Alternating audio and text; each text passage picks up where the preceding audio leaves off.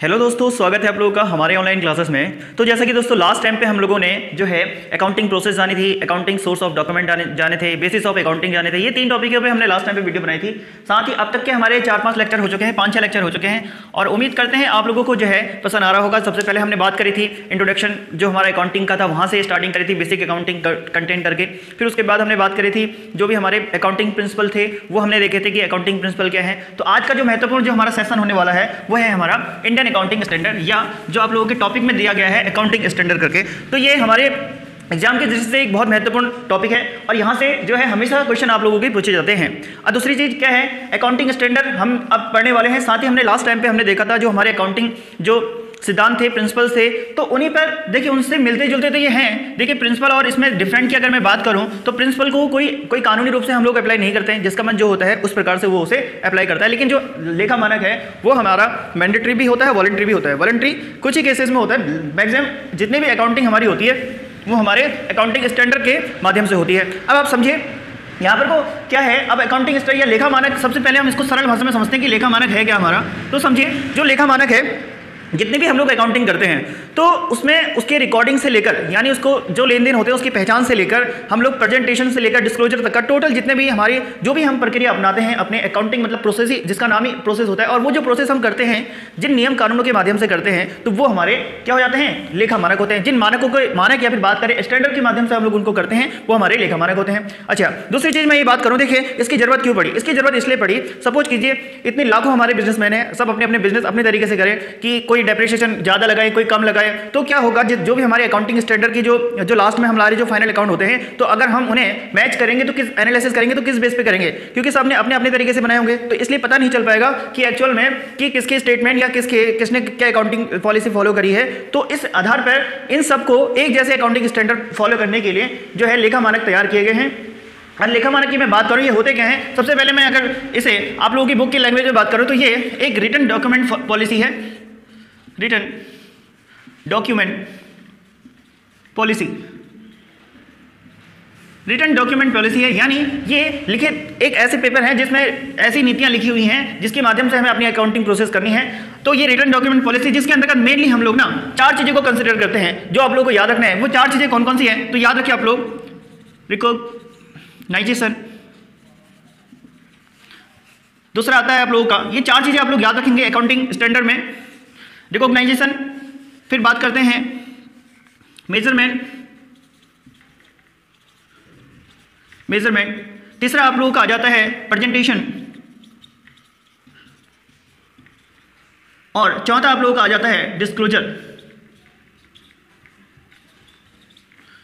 तो ये 4 चीजें हमारी अकाउंटिंग स्टैंडर्ड में फॉलो होती हैं। इन 4 जगहों पे जो जिस चीज को हम लोग कंसीडर करते हैं, सबसे पहले रिकॉग्नाइजेशन या फिर बात करें, फिर उसके बाद अगली पॉइंट आता है आप लोगों का मेजरमेंट, फिर प्रेजेंटेशन, फिर डिस्क्लोजर। अब ये 4 चीजें क्या हैं, यही हमने अकाउंटिंग जो प्रोसेस करी थी ना, जो मैंने आप लोगों को साइकिल बताई थी, याद कीजिए। जो रिकॉग्नाइजेशन मतलब हमारा जब भी कोई भी लेन देन होता है तो जहाँ से हमारी ट्रांजैक्शन स्टार्ट होती है कि किन चीज़ों का हमें लिखा करना चाहिए, नहीं करना चाहिए, तो वो हमारा रिकॉग्नाइजेशन के अंदर आता है। तो यानी ये अकाउंटिंग स्टैंडर्ड ये कहते हैं कि आप लोगों को किस लेखे का लेखा करना है, किसका नहीं करना है, यहाँ से स्टार्ट आप लोगों का हो जाता है। फिर मेजरमेंट, यानी उसको क्या वैल्यू देनी है, किस हिसाब से वैल्यू देनी है। मेजरमेंट मतलब उसको वैल्यू के टर्म में हम लोग कितनी वैल्यू पर रखेंगे या क्या मूल्य उसका रखेंगे, तो वो हमारा मेजरमेंट आ जाता है। फिर अगला पॉइंट आता है कि प्रेजेंटेशन, कि हम उस पार्ट को कहाँ पर उसको हम किसके अंतर्गत उसे दिखाएंगे। जैसे हम काफ़ी चीज़ें बोलते हैं, जैसे रेवेन्यू एक्सपेंचर, लास्ट टाइम पे मैंने एक्सपेंस वाले पार्ट को याद कीजिए, मैंने बताया था आप लोगों को कि रेवेन्यू टाइप का एक्सपेंसेस होता है या फिर ये कैपिटल टाइप का होता है। तो हम लोग ये किसके आधार पर बोल रहे हैं, तो कुछ लेखा मानक हमारे जारी होते हैं, तो उसके आधार पर हम लोग कहते हैं कि ये प्रॉफिट एंड लॉस में आएगा या बैलेंस शीट में आएगा।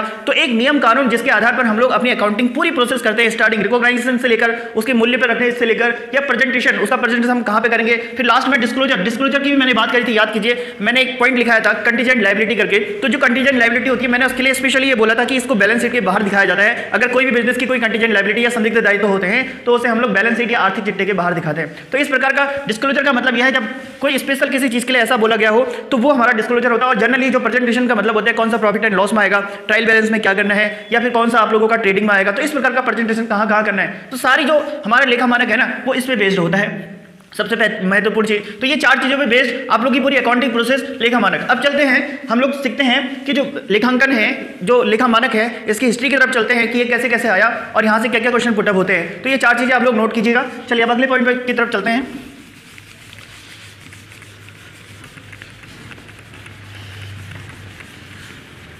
चलिए, तो हम बात करते हैं जो हमारा अकाउंटिंग है ना, सबसे पहले IAS, जिसे हम लोग हिस्ट्री की तरफ लेके चल रहा हूँ मैं तुम्हें। फिर उसके बाद हम लोग आएंगे भारत में, हमारे भारत में कौन सी ऐसी बॉडी हैं जो उन्हें रेगुलेट करती हैं, इन लेखा मानकों को, कौन कौन अथॉरिटी बॉडी हैं, तो उसके बारे में बात करेंगे। सबसे पहले मैं हिस्ट्री की तरफ लेके चलता हूँ कि कैसे कैसे लेखा मानक का उदय हुआ और कैसे कैसे इसकी रिक्वायरमेंट पड़ी। तो सबसे पहले IAS, जिसे हम लोग बोलते हैं international accounting standard.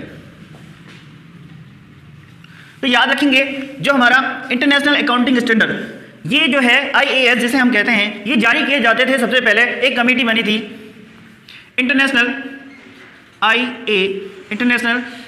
Accounting standard committee. तो सबसे पहले इस कमेटी के माध्यम से IAS जारी किए जाते थे। इसकी भी फुल फॉर्म लिख देता हूं मैं, इंटरनेशनल अकाउंटिंग स्टैंडर्ड कमेटी। तो ये जो कमेटी बनी थी ना, तो याद रखेंगे इस कमेटी की स्थापना कब हुई थी, ये भी याद रखेंगे। तो ये हुई थी 29 जून 1973 में। और इसका मुख्यालय भी पूछ लेता है, इसका जो मुख्यालय था, इसका मुख्यालय या हेडक्वार्टर की बात करें तो वो था हमारा लंदन में। तो इसके द्वारा इसकी स्थापना की गई और एक डिसाइड किया गया कि एक बोर्ड था हमारा, बोर्ड की भी बात करेंगे। चलिए, तो इसकी स्थापना सबसे पहले बात करें इंटरनेशनल अकाउंटिंग स्टैंडर्ड कमेटी, जिसके माध्यम से 29 जून 1973 को इसकी स्थापना की गई थी। इसका मुख्यालय लंदन था। इसके द्वारा जो है IAS जारी किए गए थे इंटरनेशनल लेवल के। ठीक हो गया। तो यहाँ पे को जो IAS जारी किए गए, इनकी संख्या थी 41, आप लोग याद रखेंगे सबसे पहले। तो ये था हमारे इंटरनेशनल यानी पूरे वर्ल्ड के लेवल पर। तो इसी प्रकार हमारे भारत में भी एक ASB बना, ASB, जिसे हम लोग बोलते हैं accounting standard board, accounting standard board. और इसकी स्थापना हुई सन 1977 को। याद रखेंगे ये क्वेश्चन आप लोगों का आ जाता है कि जो हमारा अकाउंटिंग स्टैंडर्ड बोर्ड था, इसकी स्थापना कब की गई थी, तो याद रखेंगे वो की गई थी आप लोगों का सन 1977 में। तो यहाँ पे को इसके द्वारा, अब इसको रेगुलेट कौन करता है हमारे भारत में। अब हमारे जो भारत है, भारत में जो भी हमारे अकाउंटिंग स्टैंडर्ड होते हैं उसे कौन जारी करता है, उसकी भी प्रोसेस मैं बता देता हूं आप लोगों को। जो ASB अकाउंटिंग स्टैंडर्ड बोर्ड, और इसके द्वारा जो जारी किए गए थे वो जारी किए जाते हैं AS, जिसे हम लोग बात करते हैं accounting standard.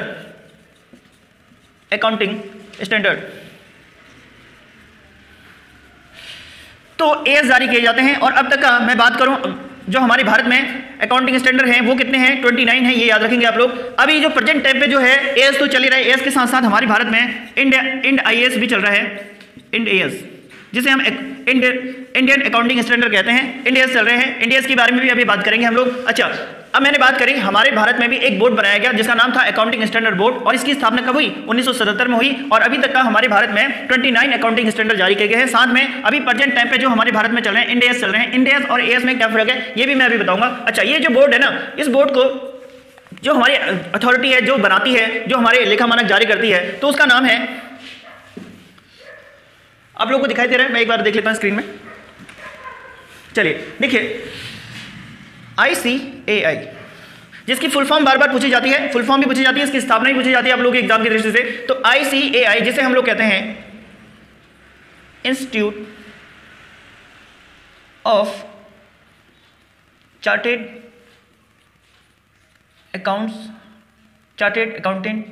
Accounts of India. तो जो हमारे भारत में जो भी लेखा मानक जारी करता है वो करता है ICAI, जिसे हम बोलते हैं institute of chartered accountant of India. ठीक है। अच्छा, इसकी स्थापना कब हुई थी, इसकी स्थापना भी आप लोगों की बहुत बार पूछी जाती है, तो इसकी स्थापना भी आप लोग याद रखेंगे। 1 जुलाई 1949 को जो है इस संस्थान की स्थापना की गई थी। और इसका मुख्यालय भी आप लोगों का पूछा जाता है, इसका मुख्यालय, तो इसका जो मुख्यालय है वो है आप लोगों का नई दिल्ली में, नई दिल्ली। तो इतने पॉइंट आप लोग याद रखें। चलिए मैं जल्दी से इसे रिकैप करा दूं आप लोगों को। ध्यान दीजिए, मैंने बात करी सबसे पहले हमने अकाउंटिंग स्टैंडर्ड समझे कि उन्हें क्या कहते हैं, वो आप लोग समझ में आया होगा आप लोगों को। जितनी भी हम अकाउंटिंग प्रोसेस करते हैं, स्टार्टिंग उनके लेन देन से पहचान से लेकर उसे डिस्क्लोजर करने तक के, तो वो जो प्रोसेस होती है उनमें क्या मानक लगेंगे, क्या स्टैंडर्ड होंगे, वो हमारे अकाउंटिंग स्टैंडर्ड होता है। फिर मैंने बात करी, थोड़ा सा हिस्ट्री की तरफ चलते हैं हम लोग। जो इस प्रकार जो हमारे पूरे विश्व में जो है IAS चलते हैं, और प्रेजेंट में IAS नहीं चलते हैं। अभी कौन से चल रहे हैं, जिस प्रकार से हमारा इंड AS चल रहा है उसी प्रकार से वहाँ पर IFRS चल रहे हैं, तो वहाँ पे हम लोग समझेंगे उसे। देखिए मैंने बात करी इसकी जस्ट बाद में उसके बारे में बात करता हूं। देखिए मैंने बात करी कि सबसे पहले जो पूरे विश्व में जो चल रहा था IAS चल रहा था, जिसे हम बोलते हैं क्या, वो बोलते हैं हम लोग इंटरनेशनल अकाउंटिंग स्टैंडर्ड। और ये कौन जारी करता है वहां पे को, ये जारी करता है एक कमेटी बनी थी, उसके द्वारा बनाए गए थे, जिसका नाम था इंटरनेशनल अकाउंटिंग स्टैंडर्ड कमेटी, जिसकी स्थापना कब हुई थी 29 जून 1973 को, जिसका मुख्यालय लंदन में था। ठीक है, इसी प्रकार हमारे भारत में भी एक बोर्ड की स्थापना हुई जिसे हम बोलते हैं ASB, जिसे कहते हैं हम लोग अकाउंटिंग स्टैंडर्ड बोर्ड, जिसकी स्थापना हुई सन 1977 में। और इसके द्वारा जो है, इसके द्वारा क्या हमारे इसको रेगुलेट करने के लिए जो हमारा ICAI है, इसके द्वारा बनाया गया था ASB। तो ये जो ICAI है, तो इसकी जो स्थापना हुई थी 1 जुलाई 1949 को हुई थी और इसका मुख्यालय नई दिल्ली में है। तो इतने सारे पॉइंट आप लोग जल्दी से एक बार इसे रिकैप कर लीजिए और इसे नोट कर लीजिए या फिर स्क्रीनशॉट कर लीजिएगा और इसे आप लोग 1 बाय 1 करके अपने नोटबुक में लिखें। चलिए मैं साइड हटता हूं, आप लोग इसे जल्दी से करें। तो आप लोगों ने नोट कर लिया होगा। अब आगे की तरफ बढ़ते हैं। तो देखिए, तो अभी हमने देखा, अभी अब मैं तुम लोगों को बताऊं, थोड़ा सा कंपेरेटिविटी कर लेते हैं कि हमारे जो पूरे विश्व में कौन कौन से चलते हैं और जो इंड AS की मैंने अभी बात करी, तो इसमें क्या क्या फर्क है और जो AS जारी होते हैं ये कहाँ फॉलो होते हैं। तो मैं जल्दी से अभी आप लोगों को बता देता हूँ, मैं सिर्फ करता हूँ फिर बताता हूँ। हेलो दोस्तों, जैसा कि आप लोग देख रहे हैं स्क्रीन पे, ये मैं बीच में जो है वीडियो के बीच में आप लोगों को अपने जो कोर्स चल रहा है उसके बारे में बताना चाह रहा हूँ। फिलहाल जो हमारा जो कोर्स है ये असिस्टेंट अकाउंटेंट और आप लोग का जो असिस्टेंट जो क्लर्क का होने वाला है, अकाउंट क्लर्क वाला, तो उसके लिए हमारी स्पेशली जो है क्लास चल रही हैं और ये अभी 4-5 क्लास हो चुकी हैं। अगर आप लोग हमारे कोर्स से जुड़ना चाहते हैं तो इसी प्रकार से आप लोगों को वीडियो के लिंक दिए जाएंगे और साथ ही जितने भी MCQs बनते हैं उस सब्जेक्ट से संबंधित या उस टॉपिक से संबंधित आप लोगों को वो PDF के रूप में, MCQs के रूप में आप लोगों को जो है दिए जाते हैं। साथ ही उसकी आंसर की आप लोगों को अगले दिन दी जाती है। तो अगर आप लोग प्रिपरेशन करना चाहते हैं असिस्टेंट अकाउंटेंट की या सहायक लेखाकार की, चाहे आप उत्तराखंड से रिलेट करते हो या फिर आप लोगों के कोई भी एग्ज़ाम जो आप लोगों के सेंटर लेवल के भी हो जिसमें कॉमर्स आती हो, तो आप लोग हमारे कोर्स से जुड़ सकते हैं। फिलहाल हम लोग बहुत बिल्कुल बेसिक अकाउंटिंग से स्टार्ट कर रखी है हम लोगों ने। और आप लोग अगर जुड़ना चाहते हो तो दिए गए जो नंबर दिख रहे हैं आप लोगों को बीच में मैंने कांटेक्ट करके दिए गए हैं, तो आप लोग इसमें आराम से हमारे कोर्स से जुड़ सकते हैं। इसमें जो है आप लोगों को जिस समय आप लोग कोर्स लेंगे उस समय आप लोगों को 1000 रुपये पेमेंट करनी है और नेक्स्ट मंथ से आप लोगों की जो फीस रहने वाली है वो 500 रुपये प्रति माह के हिसाब से रहेगी। फर्स्ट मंथ की आप लोगों को 1000 पेमेंट करना है। तो आप लोग हमारे कोर्स से जुड़ सकते हैं। तो अभी तक हमने जान लिया जो हमारा ICAI है उसकी स्थापना 1 जुलाई 1944 को हुई थी और क्या है उसका जो मुख्यालय है, यहाँ से रिलेटेड आप लोगों का क्वेश्चन बन जाता है। और कितने हमारे AS हैं, कितने इंड AS हैं, इन सब के बारे में अभी हम जानकारी लेंगे, आप लोगों को और जानकारी देंगे कि कितने कितने हैं। चलिए अब आगे की तरफ बढ़ते हैं। देखिए सबसे पहले मैंने बात करी थी इंटरनेशनल लेवल पे IAS, जिसे हम बोलते हैं इंटरनेशनल अकाउंटिंग स्टैंडर्ड, ये जारी किए जाते थे। और ये इसके जारी करने के लिए हम लोग एक कमेटी की बात करी थी, जिस कमेटी का नाम था IASC। वो इसकी फुल फॉर्म मैंने बता दी आप लोगों को, क्या, इंटरनेशनल अकाउंटिंग स्टैंडर्ड कमेटी। तो इसकी स्थापना कब हुई थी ये भी प्रश्न आप लोगों को बन जाता है, 1973 में हुई थी। लेकिन प्रेजेंट टाइम पे जो है ना ये नहीं चल रहे वहाँ पे। अब प्रेजेंट टाइम पे जो इंटरनेशनल लेवल पे जो ये चल तो रहे IAS भी चल रहे हैं, साथ में इंटरनेशनल लेवल पे जो पूरे सब जगह लागू होंगे वो है IF, international financial reporting standard, IFRS, ये चल रहे हैं। तो ये जो जारी होते हैं, सबसे पहले IAS ये चल रहे थे वहाँ पे को नॉर्मली, जैसे कि आप लोग कह सकते हैं कि जैसे हमारे भारत में AS चल रहे थे उस समय यहाँ पे IAS चल रहे थे। लेकिन अभी प्रेजेंट टाइम पे वहाँ पे IFRS ये चल रहे हैं। और इसकी जो स्थापना के लेकर मैं बात करूँ तो इसकी स्थापना तो सबसे पहले IASB, इन दोनों की फुल फॉर्म की अगर मैं बात करूँ, देखिए यहाँ पे था इंटरनेशनल फाइनेंशियल रिपोर्टिंग स्टैंडर्ड। तो अभी प्रेजेंट टाइम पे ये जारी हो रहे हैं वहाँ पे को। और फिर IASB की बात करूँ, ये बोर्ड है, बोर्ड के द्वारा जो IFS जारी किए जाते हैं अथॉरिटी के द्वारा। तो यहाँ पे इन दोनों की स्थापना को लेकर भी बात आती है। तो ये आती है आपकी 1 अप्रैल सन 2001। तो याद रखेंगे आप लोग। अच्छा, IASB की फुल फॉर्म हो जाएगी इंटरनेशनल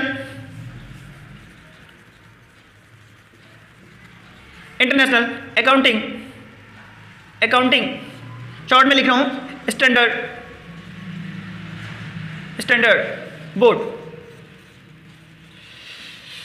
तो आप लोग याद रखें कि यहाँ पे को इंटरनेशनल लेवल पे सबसे पहले IAS मैंने बात करी आप लोगों से कि क्या चलते थे यहाँ पे को, यहाँ पे चलते थे इंटरनेशनल स्टैंडर्ड, तो यहाँ पे को 41 थे, मैंने बात करी थी। इसके लिए एक कमेटी का जो गठन किया गया था कई देशों ने मिलकर, वो था इंटरनेशनल अकाउंटिंग स्टैंडर्ड जो कमेटी थी, वो इसका गठन होता 1973 में, से पहले मैंने बताया था। लेकिन प्रेजेंट टाइम पे वहाँ पे जो जारी किए जाते हैं वो जारी किए जाते हैं क्या, IFRS, जो पूरे इंटरनेशनल लेवल पर जिनके आधार पर हम लोग अकाउंटिंग करते हैं। और यहाँ पे कोई बोर्ड का भी निर्धारण किया गया है जिसका नाम है क्या, IASB, जिसे हम बोलते हैं इंटरनेशनल अकाउंटिंग स्टैंडर्ड बोर्ड। तो यहाँ पे इसकी स्थापना कब हुई थी, तो इसी प्रकार हमारे भारत में भी, याद रखें आप लोग, इसी प्रकार हमारे भारत में जो सबसे पहले मैं बात करूं, सबसे पहले जारी किया जाता है AS, और AS किसके द्वारा जारी किया जाता है, पहले मैं बात कर लेता हूं, ASB यानी आप लोगों का अकाउंटिंग स्टैंडर्ड बोर्ड, और इसने ये जारी करता था आप लोगों का क्या, AS। और ये इसको जारी करने के लिए इसके ऊपर जो हमारी जो बॉडी है वो कौन सी है, हमारी जो इंडिया की जो बॉडी है, गवर्नमेंट बॉडी है, वो है ICAI।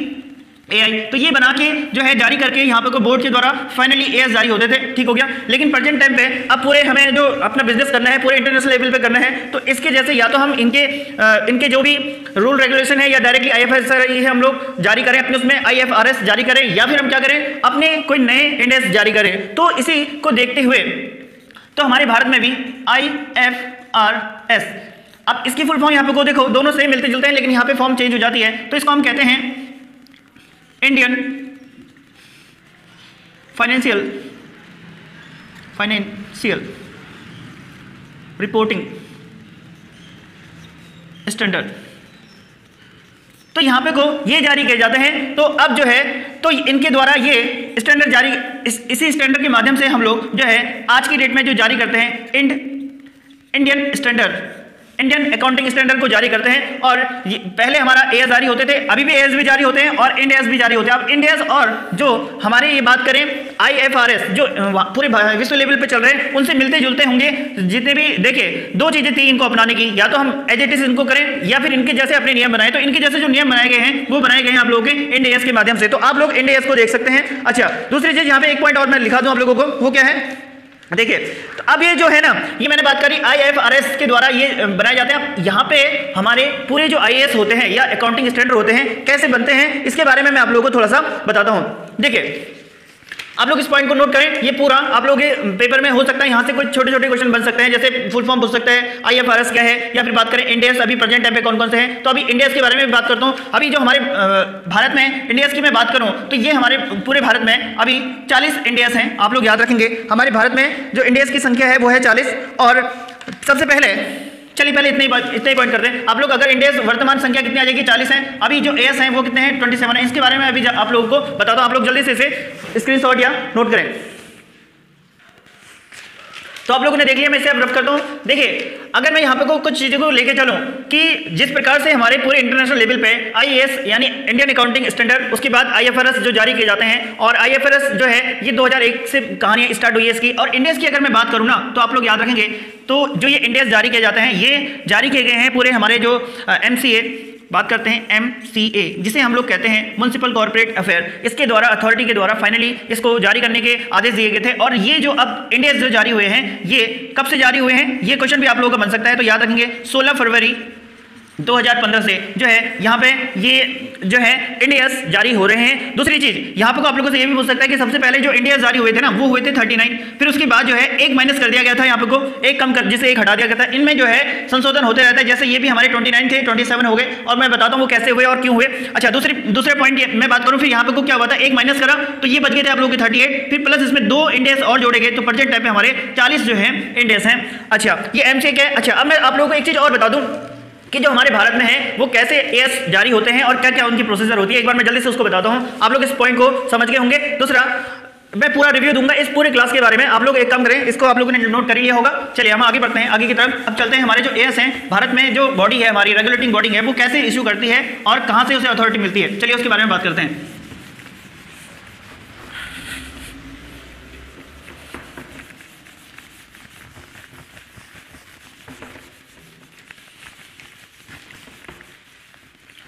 सबसे पहले आप लोग ये याद रखेंगे जो हमारी ICAI है, ICAI, तो जितने भी हमारे अकाउंटिंग स्टैंडर्ड होते हैं AS होते हैं वो जारी करता है हमारा ICAI। इसके बारे में दो चार बातें मैं जल्दी से बता दूं आप लोगों को। देखिए ICAI की स्थापना मैंने अभी लिखाई थी आप लोगों को, जो ICAI की स्थापना हुई थी वो हुई थी 1 जुलाई 1944 में, 49 में। अच्छा, दूसरी चीज आप लोग ये याद रखेंगे इसका जो हेडक्वार्टर है या मुख्यालय की हम बात करें, मुख्यालय वो कहां पर है, नई दिल्ली में, नई दिल्ली में इसका मुख्यालय है। और अच्छा, मैंने बात करी सबसे पहले इसने जो एएस जारी किए थे उनकी संख्या थी 29, याद रखेंगे आप लोग। लेकिन 2 एएस जो है यहाँ पे से माइनस हुए और उनकी जगह पे अब जो वर्तमान में रह गए हैं उनकी संख्या है आप लोगों की 27। तो जैसे कि मैंने इससे पहले ही बता दिया था। अब ये जो दो हटाए गए ना वो कौन कौन से हैं वो आप लोग याद रखेंगे। एक तो आप लोगों का एएस है 6 और इस AS6 ये जो AS6 है इसका संबंध किससे है आप लोगों का डेप्रिसिएशन से है, डेप्रिसिएशन। अच्छा, जो मूल्य ह्रास होता है वो किस पे लगाया जाता है आप लोगों को पता है। जितनी भी हमारी फिक्स एसेट होती हैं, फिक्स एसेट, और ये जब भी लगता है हमारा फिक्स एसेट पे लगता है और डेप्रिसिएशन लगता है। अच्छा, तो इसको जो है मर्ज कर दिया गया था, इसको हटाया नहीं गया, इसको मर्ज कर दिया गया। और मर्ज कहाँ किया गया है आप लोगों का AS10 में किया गया है। अच्छा, और AS10 का संबंध किससे है आप लोगों से ये भी पूछ सकता है। तो AS10 जो हमारे फिक्स एसेट होते हैं, फिक्स एसेट, तो जो हमारे फिक्स एसेट होते हैं तो उनसे संबंधित जो भी नियम कानून बनेंगे वो AS10 के अंतर्गत है। इसीलिए इन दोनों को मर्ज कर दिया गया है, AS6 हटा दिया गया है, तो इसलिए AS10 के अंतर्गत इन दोनों को मर्ज कर दिया गया है। तो आप लोग रखेंगे फिक्स एसेट और डेप्रिसिएशन। आज की डेट में हम लोग बात करें तो किसमें है, AS10 के अंतर्गत है। अच्छा, दूसरा कौन सा इन्हें हटा रखा है वो मैं बात करूं आप लोगों से। तो अगला है आप लोगों का AS, आप लोगों का 20, आपका लोगों का सबसे पहले बात करें, ये तो हमारा हो गया AS6 और 10, ठीक हो गया। फिर है अगला आप लोगों का AS8 और AS8, और इसको जो मर्ज किया गया है इसको कर दिया गया है AS26 में। तो ये दोनों हो गए हैं मर्ज। और अब AS8 क्या था ये भी याद रखेंगे आप लोग। जो AS8 था ना वो आप लोगों का जो कंसिडर्ड था जितने भी हमारे रिसर्च और डेवलपमेंट होते हैं, रिसर्च एंड डेवलपमेंट, तो हमारे जितना भी रिसर्च और डेवलपमेंट वाला पार्ट था वो AS8 के अंतर्गत आता था। और AS26 क्या था वो था हमारे जितने भी हमारी इंटेंजिबल एसेट होती हैं, इंटेंजिबल एसेट, उनके संबंध में कौन कौन सी होती है। जैसे कॉपीराइट हो गया आप लोगों का, और मैंने बात लास्ट टाइम पे बताया था आप लोगों का पेटेंट हो गया, ठीक है, और इसके अलावा गुडविल हो गया। जितने भी इंटेंजिबल एसेट थी इन दोनों को एक कर दिया। अब ये जो रिसर्च और डेवलपमेंट है और जो आप लोगों का इंटेंजिबल एसेट है, देखिए जो भी हम लोग रिसर्च डेवलपमेंट करते हैं तो उन्हीं की खोज के लिए इसलिए मिलते जुलते हैं, तो इसलिए इसको मर्ज कर देगा। तो इस प्रकार से हमारे जो 2 AS माइनस हुए हैं, ये 2 माइनस नहीं हुए, ये मर्ज हो गए हैं इसमें। तो इस प्रकार से जो हमारा ICAI जो जारी कर अभी प्रेजेंट टाइम पे AS है हमारे वो है 27। अब देखिए अभी मैंने इंड AS की भी बात करी थी, जो हमारा इंडियन अकाउंटिंग स्टैंडर्ड है, तो इंडेस वो कौन लोग जारी करते हैं और जो है वो किन लोगों को फॉलो करना है। AS भी चल रहे हैं हमारे और इंडेस भी चल रहे हैं, तो इसके बारे में भी हम लोग बताते हैं आप लोगों को। जल्दी से आप लोग इस पॉइंट को नोट करें, मैं साइड हटाता हूं। चलिए आप लोगों ने कर लिया होगा इसे नोट। चलिए अब आगे बढ़ते हैं और बात करते हैं जो अभी प्रेजेंट टाइम पे हमारे इंडेस चल रहे हैं उसकी क्या प्रोसेसिंग है। AS की तो आप लोगों ने प्रोसेसिंग देख लिया और अभी वो कितने हैं और कौन कौन से हैं ये आप लोगों ने देख लिया। याद कीजिए इन सभी पॉइंट को आप लोगों को 1 बाय 1 करके समझना है। अगर कोई डाउट होगा तो आप लोग मुझे कॉल कर सकते हैं इवनिंग में, जो मैंने बता रखा आप लोगों को। चलिए इसके बाद अब मैं बात करता हूँ इंडेस। देखिए इंडेस इंडियन अकाउंटिंग स्टैंडर्ड जिसे हम लोग बोलते हैं। तो यहाँ पे को मैंने बात करी सबसे पहले जो सबसे पहले बनाता था वो कौन बनाता है, ICAI, और इसके अंतर्गत ये ASB की स्थापना हुई थी और इसकी स्थापना कब हुई थी, 1977 को। अब ये शॉर्ट फॉर्म मैं बता चुका हूँ कई बार, क्या है, अकाउंटिंग स्टैंडर्ड बोर्ड, ठीक हो गया। और ICAI की भी फुल फॉर्म आप लोगों को पता होनी चाहिए और इसकी स्थापना मैंने इससे पहले बता दी है। तो देखिए अब क्या हुआ ना, तो अब जो इंडेस जारी किए गए, अब इंडेस क्या है, इंडेस ये हैं जितने भी हमारे विश्व के लेवल पे या फिर हमारी बात करें वर्ल्ड के लेवल पे जो भी अकाउंटिंग स्टैंडर्ड फॉलो होते हैं उससे मिलते जुलते हमारे इंडेस हैं, ठीक है। अब इसे कौन कौन जारी, किन किन लोगों के लिए मैंडेटरी है, किन के लिए नहीं है, ये भी हम इसके बाद बात करेंगे। तो एक हमारा जो बोर्ड बना था वो बना था NFRA, बोर्ड के माध्यम से नहीं, ये NFRA बनाया गया। जो था पहले तो ICAI जारी करता था हमारा AS, जो भी हमारा AS जो है वो कौन जारी करता है, ICAI करता है। लेकिन अब क्या हुआ, NFRA है, इसको बनाया गया। इसको इसलिए बनाया गया, कुछ दिक्कत हो रही थी, तो इसकी फुल फॉर्म भी आप लोगों से पूछा जा सकता है, वो है नेशनल फाइनेंशियल रिपोर्टिंग अथॉरिटी।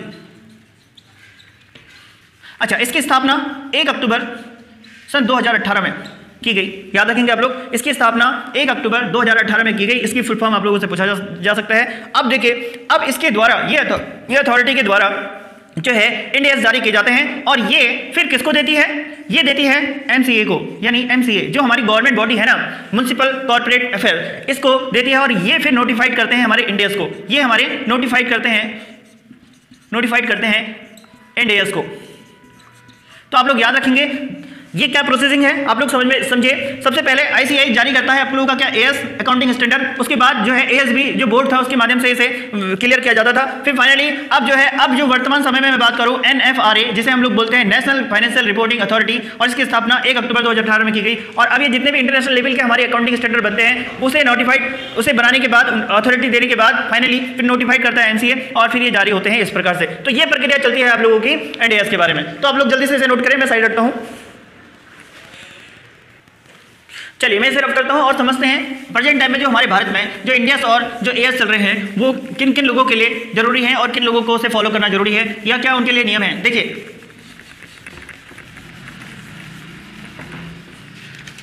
एक तो हमारे चल रहे हैं अभी प्रेजेंट टाइम में एएस जिसे हम लोग क्या बोलते हैं अकाउंटिंग स्टैंडर्ड, और दूसरा हमारा चल रहा है इंडियस जिसे हम लोग बोलते हैं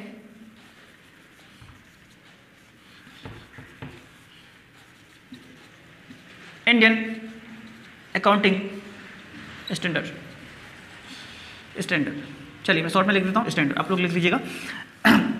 हमारे दो चल रहे हैं, क्या क्या, एक चल रहा है हमारा एएस और एक चल रहा है हमारा इंडियस, ठीक हो गया। अच्छा एएस की संख्या की अगर मैं बात करूँ, ये संख्या कितनी है इनकी या इनके नंबर कितने हैं, तो संख्या मैंने बताया आप लोगों को 27 है। अच्छा इंडियस हमारे कितने हैं ये मैंने बता दिया, इनकी संख्या कितनी है, इनकी संख्या इससे पहले आप लोग याद कीजिए, ये अभी प्रेजेंट टाइम पे कितने हैं 40 हैं। चलिए दूसरी चीज, अब ये कौन कौन कंपनीज के लिए जरूरी है किन लोगों के लिए जरूरी नहीं है ये समझिए। देखिए यहाँ पे कुछ इंडियस है ना, सबसे पहले जितनी भी हमारे लिस्टेड कंपनी है, लिस्टेड कंपनी जितनी लिस्टेड कंपनी है प्लस जिनका जो टर्नओवर है ना, लास्ट जो हमारा टर्नओवर होता है वो 250 करोड़ से ऊपर हो, 250 करोड़ के ऊपर हो, तो उन लोगों के लिए तो ये मैंडेटरी है, मैंडेटरी यानी अनिवार्य है किन लोगों के लिए, जो लिस्टेड कंपनी है और जिनका जो टर्नओवर है वो है आप लोगों का 250 करोड़। और जितनी भी छोटी मोटी कंपनीज हैं जो यहाँ इंडिया में जो छोटी कंपनीज हैं वहाँ लागू होता है हमारा एएस, याद रखेंगे आप लोग। देखिए और ये जो कंपनीज है जरूरी नहीं है ये इनको भी फॉलो कर सकते हैं, ये इनके लिए वॉलंटरी होता है, एएस इनके लिए वॉलंटरी होता है यानी ऐच्छिक होता है।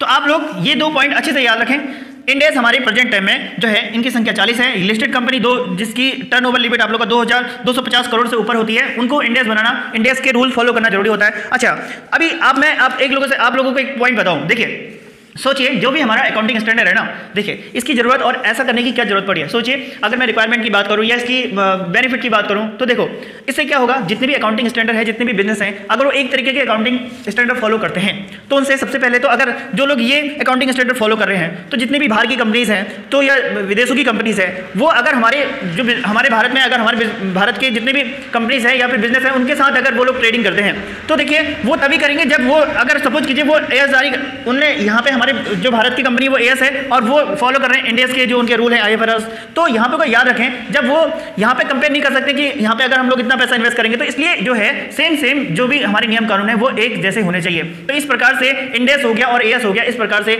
सभी जो बिजनेस है वो इन नियमों के आधार पर ही चलाए जाते हैं। चलिए अब समझते हैं कुछ महत्वपूर्ण जो एएस है हमारे उनसे संबंधित आप लोग के क्वेश्चन बनते हैं, उनको देखते हैं। ये में भी आप लोगों के समझ में आया होगा, अगर कोई डाउट होगा तो मुझे शाम को आप लोग कॉल कर सकते हैं। चलिए मैं आप लोगों को अब ले चलता हूँ कुछ महत्वपूर्ण और पॉइंट जितने भी हमारे एएस हैं उनके कौन कौन से एएस है वो बताया तो मैं आप लोगों को।